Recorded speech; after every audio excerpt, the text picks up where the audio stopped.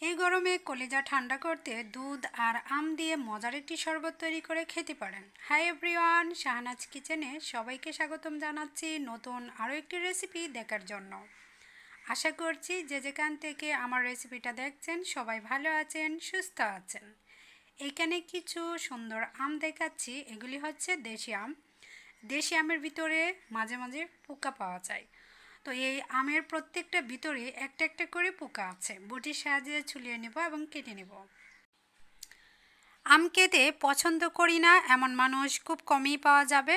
ছোট বড় সকলেই আমরা আম খেতে ভালোবাসি।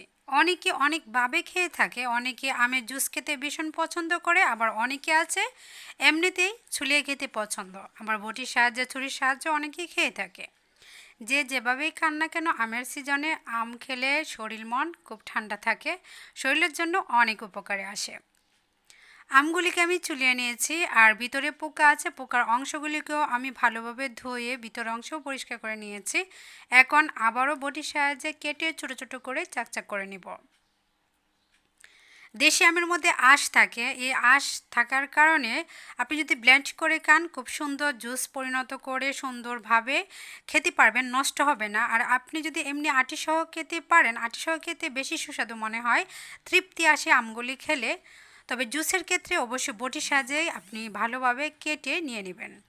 এতে আমের যে ভিতরে পিউরটা নষ্ট হবে না। আর আপনি যদি চালনির সাহায্যে সরাসরি চেলে নেন, এতে কিন্তু রসের পরিমাণ খুবই কম হবে, আর অর্ধেকে কিন্তু লেগে থাকবে বয়রার মধ্যে। তাই বটির সাহায্যে কেটে এভাবে নিয়ে যদি জুস তৈরি করতে পারেন, তাহলে সম্পূর্ণ আপনি নিয়ে নিতে পারবেন। পরিমাণে নষ্ট খুব কম হবে, শুধু খালি উপরে ভিতরের যে সুবলাগুলি থাকবে সেগুলি শুধু ফেলে দিলেই হবে। আমি এখন একটি ব্লেন্ডার জগ নিয়েছি, জগের মধ্যে দিয়ে দিচ্ছি। বাচ্চারা সরাসরি এভাবে আম খেতে পছন্দ করে না, কিন্তু তাদেরকে যদি জুস করে দেওয়া যায় তারা কিন্তু হাসি মুখে খেয়ে নিতে পারে। বাচ্চাদের জন্য পারফেক্ট একটি জুস হতে পারে এরকম আম দুধের মজার একটি শরবত। এটাকে শরবতও ধরতে পারেন, জুসও ধরতে পারেন। এটা ডিপ ফ্রিজে আপনি দীর্ঘদিনের জন্য সংরক্ষণ করে রাখতে পারবেন। দিয়ে দিচ্ছি সামান্য একটু লবণ। মিষ্টি বা টক জাতীয় মধ্যে লবণ দেওয়ার চেষ্টা করবেন, তাহলে মিষ্টির ব্যালেন্স যেমন ঠিক থাকবে, টকের মাত্রাটা অনেকটাই কমবে। চিনি দিচ্ছি হচ্ছে বড় চামচ দিয়া 3 চামচ।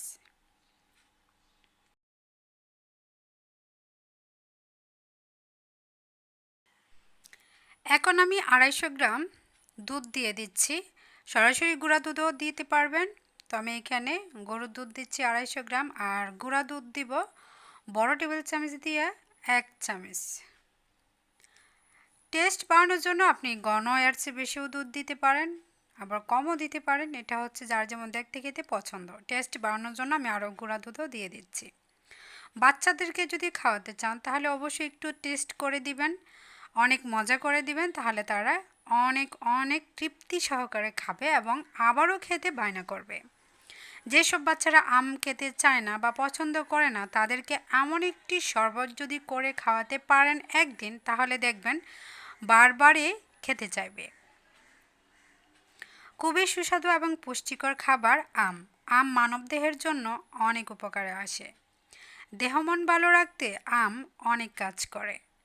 সিজনের ফল যেহেতু আম এখন বর্তমানে অল্প টাকায় প্রচুর পাওয়া যাবে, তাই সংরক্ষণ করতে পারবেন দীর্ঘদিনের জন্য ডিপ ফ্রিজে, নর্মাল ফ্রিজে, আবার ফ্রিজ ছাড়াও। কিভাবে সংরক্ষণ করতে হয় সেগুলি তো আমার চ্যানেলে অলরেডি টিপসের মাধ্যমে দেখিয়ে দিয়েছি, যেটা ভালো লাগবে সেভাবেই করে নিতে পারবেন। এভাবে জুস তৈরি করেও কিন্তু ডিপ ফ্রিজে আপনি অনেক দিন পর্যন্ত রেখে খেতে পারবেন। ব্লেন্ড করে নেওয়ার পর আমি একটি ছাঁকনির সাহায্যে এরকম চেকে নিয়েছি। তো ঘনত্ব আছে অনেক, এখানে আমি ফ্রিজের ঠান্ডা পানি দিব যাতে খেতে আরও বেশি ভালো লাগে। ঘনত্ব আপনি রাখতে পারেন, আবার এর চেয়ে অনেক পাতলাও করতে পারেন। আমি আমার আন্দাজ অনুযায়ী পাতলাটা করে নিচ্ছি। 200 গ্রামের মতো আমি এটার সঙ্গে পানি মিশিয়ে নিয়েছি। এখন গ্লাসে পরিবেশন করে নিচ্ছি। খুব চটপটি কিন্তু তৈরি করে নেওয়া যায় আম দুধের মজার একটি শরবত। আজকের রেসিপিটা অনেকের কাছে ভালো লাগবে। যারা আমের শরবত খেতে ভীষণ পছন্দ করেন তাদের কাছে তো অনেক প্রিয় হবে। এই তো চাটি গ্লাসে আমি পরিবেশন করে দেখিয়েছি। উপরে হচ্ছে পুদিনা পাতা দিয়ে পরিবেশনটা করেছি, দেখতে যেন সুন্দর দেখে আর ফ্লেভারটাও আসবে দারুণ। ইচ্ছে করে ব্লেন্ডার করার সময় কিন্তু পুদিনা পাতা সরাসরিও দিতে পারেন, এতেও কিন্তু অনেক উপকার পাওয়া যাবে এবং খেতেও অনেক ভালো লাগবে। তো বাচ্চাদেরকে না দেওয়াই ভালো, বড়রা খেতে চাইলে এভাবে খাবেন। আজকের মতো বিদায়, সবাই ভালো থাকবেন, আল্লাহ হাফেজ।